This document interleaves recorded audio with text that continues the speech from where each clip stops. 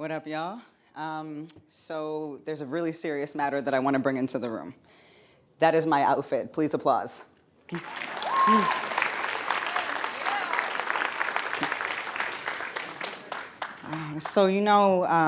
I've been doing this Black Lives Matter thing for about 3 years. Y'all heard of Black Lives Matter, right? Yeah. Yeah, you ride for Black Lives Matter? Yeah. All right. So here's the thing. Social media has really changed the game. I don't think that we could have had a movement as successful as it was were it not for social media. But can you imagine what a movement would look like if it wasn't a necessary requirement that Black people had to die first? That we didn't have to lose people first before we fought for our rights. So when Trayvon Martin was killed and George Zimmerman was not indicted for that murder, Alicia Garza made a Facebook post, just a Facebook post. No one was thinking, I need to start a movement. It was a post.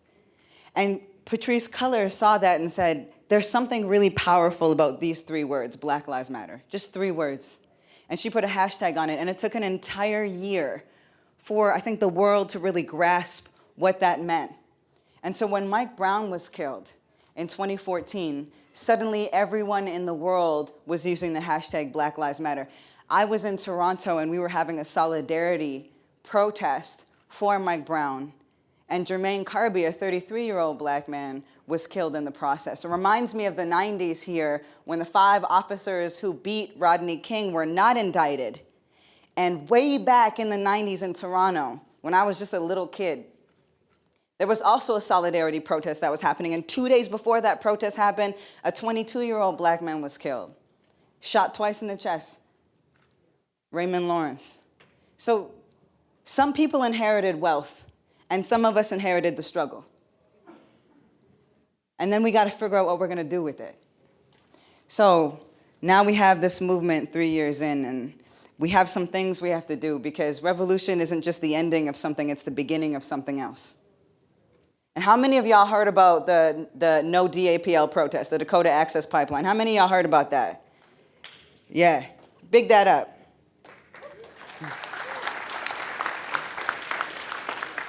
Guess who started that? A group of Native youth. You might not have heard of their names. They might not have been all over the media, but if it were not for them running for miles and miles and miles, all the way to the White House and all the way back, there wouldn't have been a protest. Our movements rely on youth. It relies on young people. Young people are the ones who shape our movement. It could not exist without it. The average age for people in our movement is in the early 20s, which means when the movement started, they were y'all's age. And they've grown up in the movement. Now, I remember being younger and not having anywhere to go. I grew up in group homes. I spent some time in women's shelters. I struggled in school. I faced expulsion multiple times. I kept having run-ins with the police. And I couldn't figure out what it was that I was going to do. I had no idea. These teachers in my classrooms, it felt like they had an issue with me or didn't understand me or weren't supporting me. I didn't have a language for racism at the time. I didn't have a language for poverty at the time. I didn't have a language for the things that were happening to me. And so, I didn't know what I was going to do with my life. And that went on for a few years. But there were some things that were starting to stir in my heart. The things I was seeing around me, the things that I was seeing happening to young Black girls who looked like me.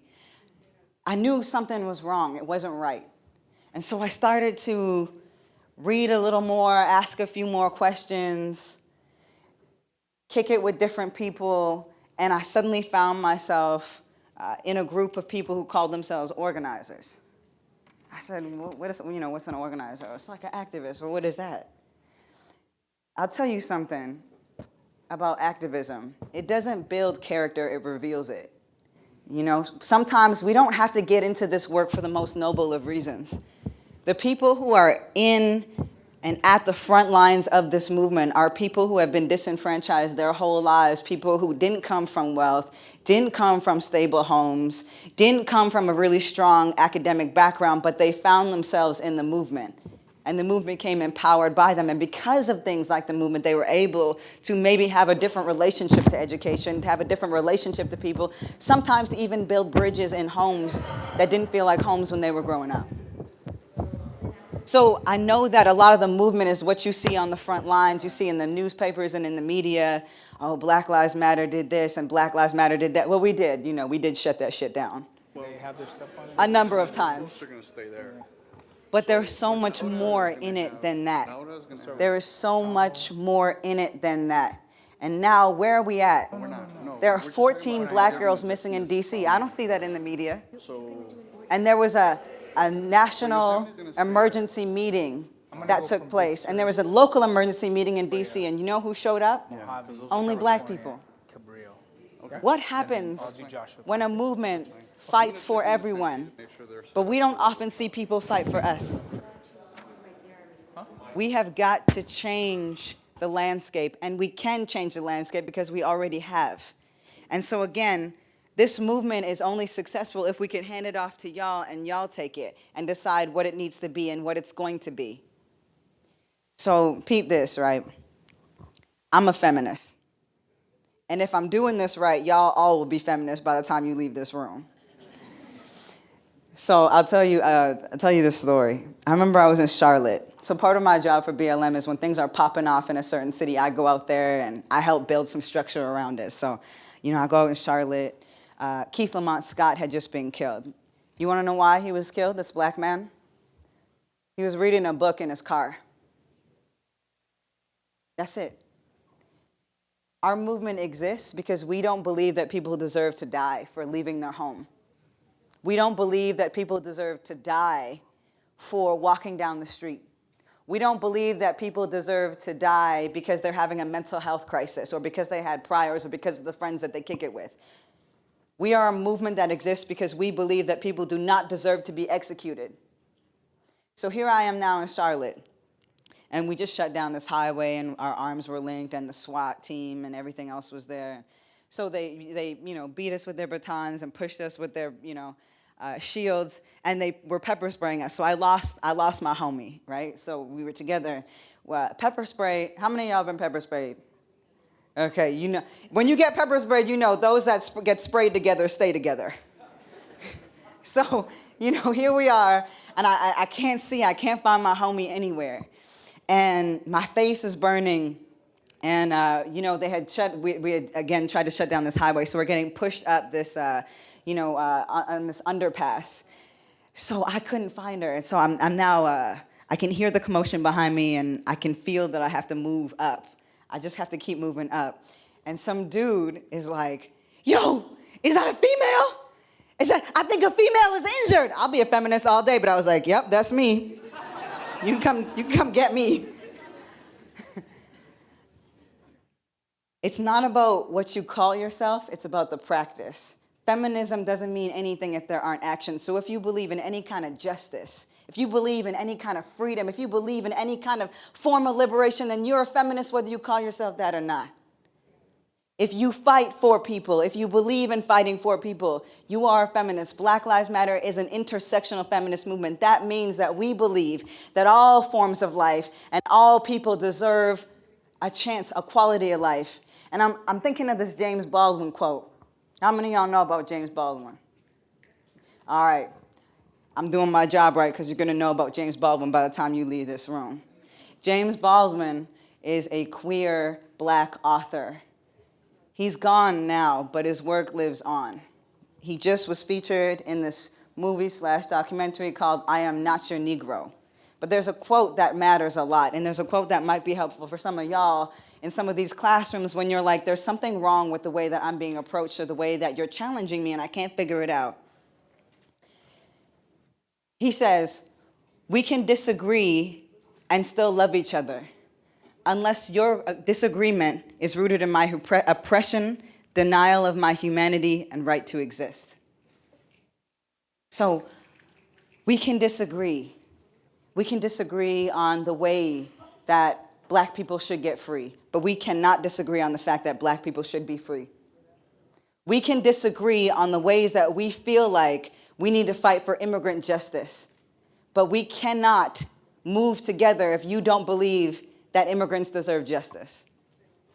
You feel me? You feel me?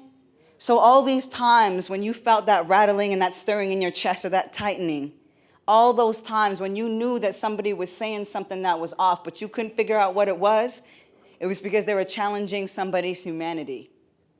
And you might not have known what to say or how to say it, but guess what? We've all been there. You got to work those muscles up that figure out how to get the words from out of your chest, out your mouth. And it starts with a simple no. And it might be an awkward no. I distinctly remember being like, no, and then like running out of the room several times. But as you do this more and more, it gets a little bit easier and a little bit easier and a little bit easier. And suddenly, before you know it, you're fighting for yourself. You're fighting for other people. You're fighting for justice. Because the way that this America is being built now, we're not organizing for the next 4 years. We're organizing for the next 50.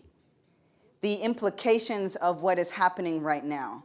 And what do I mean when I say implications? I mean, think about the civil rights movement. How many of y'all heard of that? Civil rights, right? One of the biggest wins, one of the biggest things that they fought for were voting rights. That it was imperative that all people had access to vote. Just a couple years ago, the Voting Rights Act got gutted. That means that more people are disenfranchised than ever before when it comes to access to voting. So the fight looks different too. So that means if we have a Trump administration, even though we're thinking it's just 4 years, think about this. What took decades for people like us to win has been undone in mere days in the White House. Just days. So this idea that we just got to get through it, it's not that simple.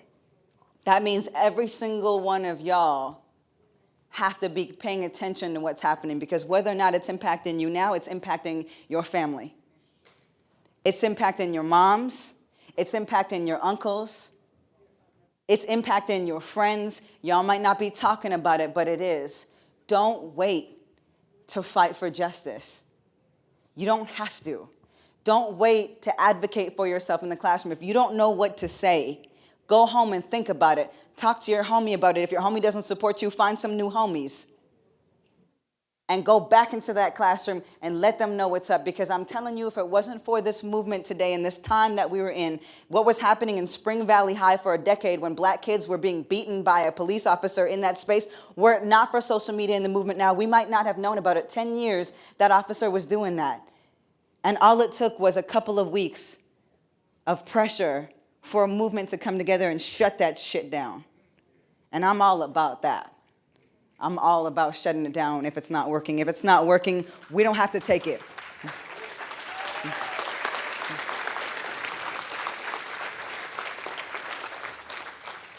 And so I'll end on this. People like to call me future in the movement because I'm thinking about it often. I also like to think because, I might be cooler than Future the musician, but, whatever. Whatever. This concept of truth, we have to interrogate it a little bit, right? What's true in our lifetime doesn't have to be true for the next generation.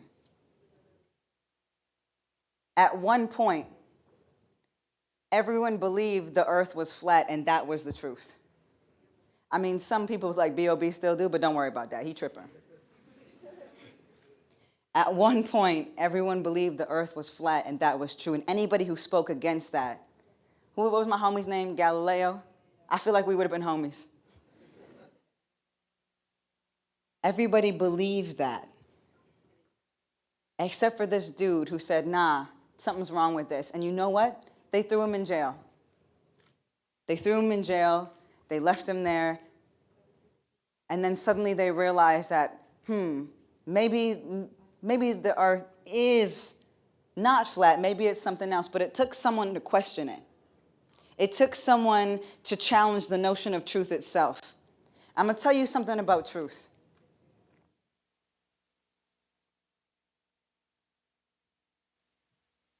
At one point, somebody believed that shackles should be on black wrists, and enough people believed it to make it true. At one point, somebody believed in prisons, and enough people believed it to make it true. At another point, somebody believed in police, and enough people believed it to make it true. Somebody imagined borders, and enough people believed it to make it true. We have to imagine differently. We have to be the disruptors of truth. We have to be the diviners of change. We have to imagine differently and make it true. That is our task. That is our role in life. That is the energy that we've borrowed that we have to give back. We have to be the disruptors of truth. And we don't have to think that we have to be something special to do it, that the very people that we look up to, the people that I look up to, the Assata Shakurs, the Malcolm X's, the Martin Luther Kings, the Huey P. Newtons, the Angela Davises, they didn't start out as remarkable. Nobody starts out as remarkable. We become remarkable when we fight for freedom, when we fight for justice, when we fight for liberation. You too become remarkable. And you deserve to be remarkable.